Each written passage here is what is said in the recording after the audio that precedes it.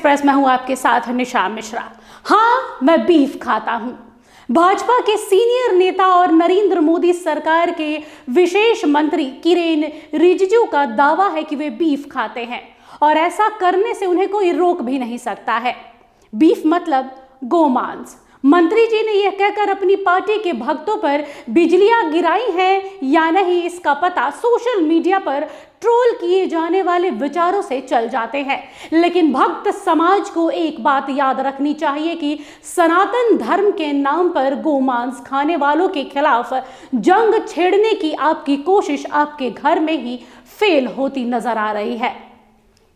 मंत्री जी ने साफ दिल के आदमी लगते हैं और देश के जिस हिस्से से आते हैं वहां सनातन का वैसा कोई बोलबाला भी नहीं है, इसलिए उन्हें अपने मन की बात बताई है। इसे बुरा मानने का कोई औचित्य ही नहीं है।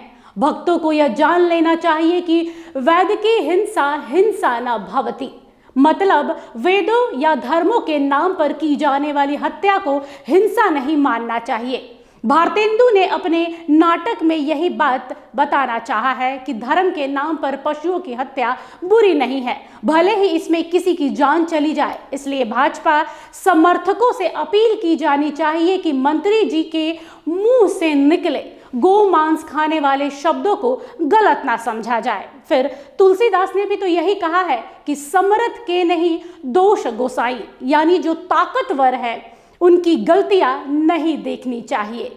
मंत्री जी शक्तिमान हैं, भारत सरकार के नुमाइंदे हैं, आखिर में वह गलती कैसे कर सकते हैं? इस घटना से भाजपा के भक्तों को सीख लेने की जरूरत है।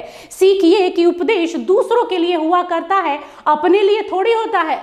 सनातन धर्म के नाम पर गायों की रक्षा आप करते रहिए, इससे आपके मंत्री को कोई फर्क नहीं पड़ता, क्योंकि मंत्री लोग आम थोड़ी होते हैं, वो तो खास हुआ करते हैं। मंत्री लोग दूसरों के लिए कानून बनाते हैं, इसका मतलब ये नहीं है कि भक्तों के दबाव में आकर उस कानून का पालन भी कोई मंत्री करे। भाजपा के भक्तों को मान लेना चाहिए कि धर्म अपनी जगह है और राजनीति अपनी जगह। राजनीतिक दल यदि धर्म का लबादा ओढ़ ले तो समाज से भाईचारा समाप्त हो जाएगा। दल तंत्र के नाम पर देश को धर्म की सीख देने वालों से पूछा जा सकता है कि रिजिजू को अगर मांस, खासतौर पे गोमांस खाना अपना हक समझते हैं तो फिर देश के दूसरे हिस्से में गोमांस खाने वालों के साथ मारपीट क्यों की जाती है? आजाद मुल्क में सबको अपने तरीके से जीने की आजादी मिली है, सबको मौलिक अधिकार हासिल हुआ है, फिर एक वर्ग विशेष को बीफ खाने के कारण उस पर अत्याचार क्यों किया जाता है?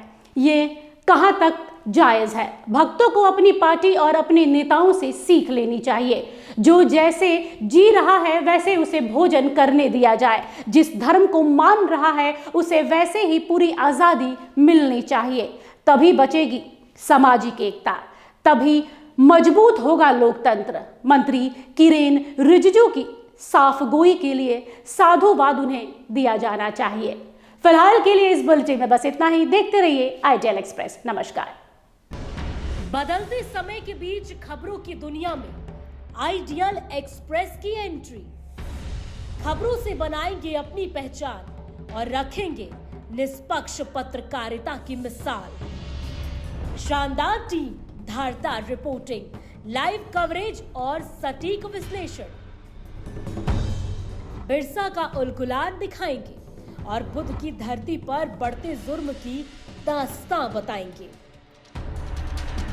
बंगाल से लेकर सिक्किम और यूपी से लेकर उत्तराखंड की हर छोटी बड़ी खबर से रूबरू कराएंगे। विकास के नाम पर हो रही धांधली बताएंगे और गांव ज्वार से निकलने वाली उम्मीद की किरण दिखाएंगे। सिर्फ पत्रकार नहीं, परिवार की तरह आपका साथ निभाएंगे। हम आईटीएल एक्सप्रेस हैं, सच की तह तक जाएंगे।